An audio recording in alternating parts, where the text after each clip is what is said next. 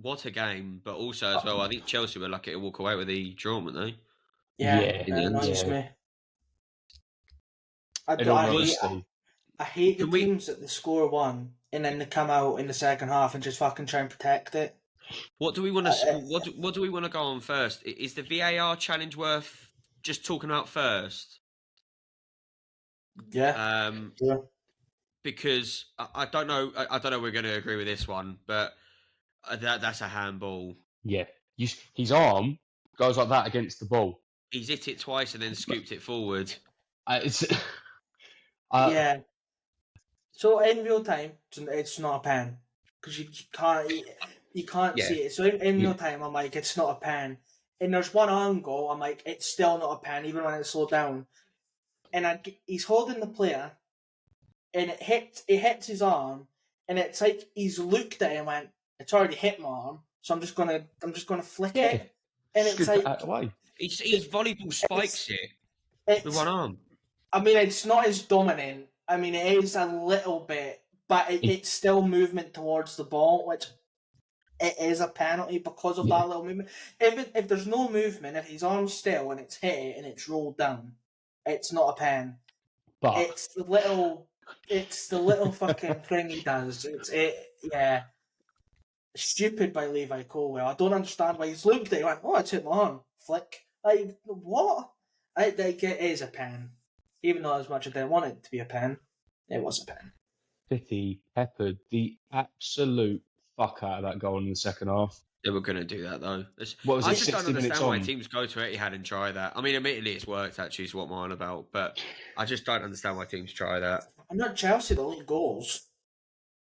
Like, all season they've leaked goals. Why the fuck are you going to sit back and allow the best midfield and attack to literally tent up at the edge of your box and just take aim every fucking 2 minutes? It's stupid. What, 4, 5 chances he could have buried? Yeah, well, the one that strikes out is that header that he got too much on. I don't know why he's. I'm not Haaland, so it sounds like a bit of a dig, but I mean, De Bruyne is a weak foot, by the way, to put that in as well. But Haaland, then he's got too much on it. Just glance it. I'm sitting there, just Bobby Zamora. I think it's the fact that he got so frustrated that he was getting the ball, he's getting the chances, and he's either skew whiffing off his foot or he's putting too much onto. It's the effort he was putting. He was putting too much effort, too much thought into scoring rather than just scoring. Yeah. But it's stupid. The thing with Chelsea, and the way I would put it, is they played Russian roulette at the Etihad with a full fucking chamber. Not one fucking bullet, the whole fucking thing. You're going to get shot eventually. I thought it was risky taking Palmer off because when we were watching it, he seems to be their only funnel out from being parked at the back. Because every time he got the ball, he's just like, fuck it, I'll just run. So he created a little bit of relief for pressure. And then Poch's taking him off, and you sit there going, so now you're just basically just going to stand there and just take abuse to the end of the game. And I think they were lucky to get away with one guy in him because I think Haaland on a good day, you're going 3-4, Dan. Was it a surprise that City's goal came 10 minutes after or 15 minutes after Bernardo Silva came on? No. They seem to be lacking something extra creative. De Bruyne was doing it all on his own, and I think Silva gave him that. This lovely thing of when they're both on, one always ekes out to the left, and then one always ekes out to the right. And it looks just so hard to mark. Yeah, it's just horrible to mark. Well, it's because both of them have got their passing ability is ridiculous.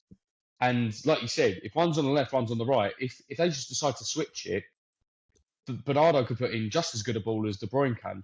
So it would just end up pinging it either way. And when you have got Haaland in the middle, like that's one hell of a target man to just aim to. Do you know what I think they were missing actually? It's a coincidence.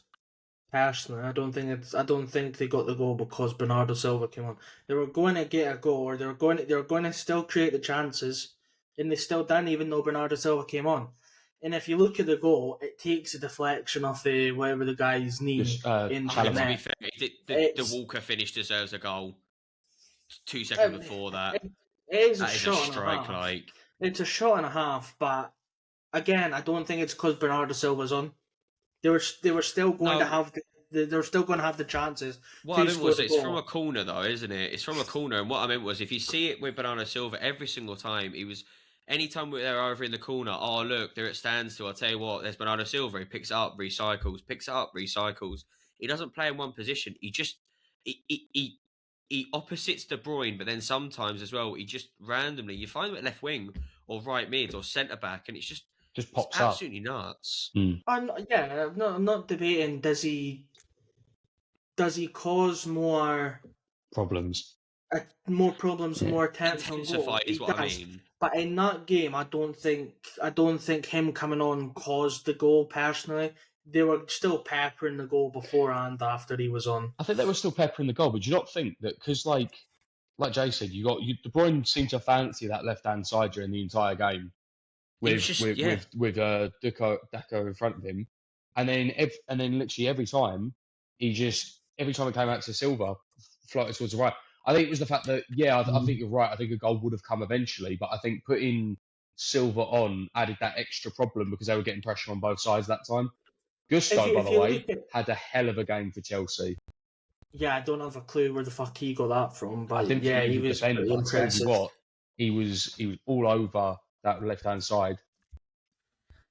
Yeah, I think just to touch on Bernardo Silva again, if you go look at before and after, and where the goal came from, where Rodri coming into shooting it on the edge of the box.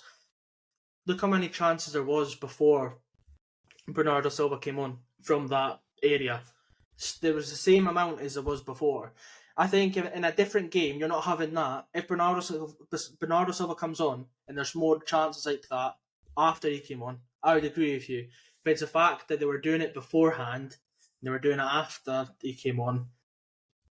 I think it was another selection headache for them Poch. Him coming on, what's going to happen now? I think that was a cause, but I don't think it was a cause of the goal.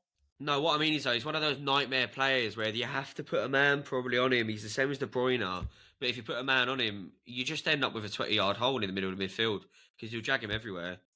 Yeah, He's just like you saw that at Man United, didn't you? Earlier this season, literally. Bernardo Silva was picking the ball up at left back and bringing the centre midfielder over, and it was just he just does it. He's horrible to play against. I can imagine. It was a great game of football. Lovely to watch. he was almost away in the summer as well. Doku's had some stick for the left side. I didn't think he was that bad. I just think it's very hard for a winger to go when you've automatically been doubling up and there's no overlapping fullback to take the other man away. I don't think he's at fault. I think the problem was like Chelsea went ultra defensive, so there was like no space for him to go into, and Gusto was on him like a tramp on chips. Like I genuinely think that every time he tried to get a break, he ended up playing it back in because he just couldn't get past him. Yeah, especially when that young fella that was on what's his name? That was on loan at Leicester came on, and he came on. The first thing he done was fucking snap someone, and he was shit. The Italian, I don't think he was good. He came on. Doku ruined him a couple of times, but it was Gusto. He just seemed to struggle to get past. Yeah. No, I think it was the pace of Gusto because Doku is a flying player. But I think it's the fact of with the ball, Doku's not that quick.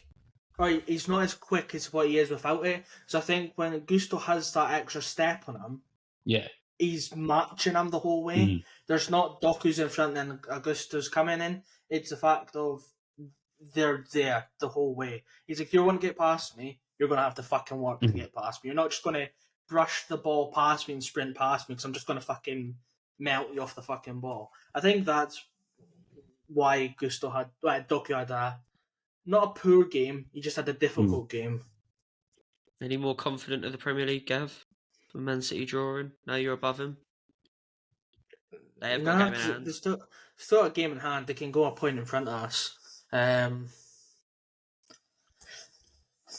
No, I'm not as confident. I'm not more confident. I'm not less confident than what I was last week. Still in the same boat. Have we got a chance? Yeah. Do I think we will? Probably not. There is a chance. That's where I stand on it.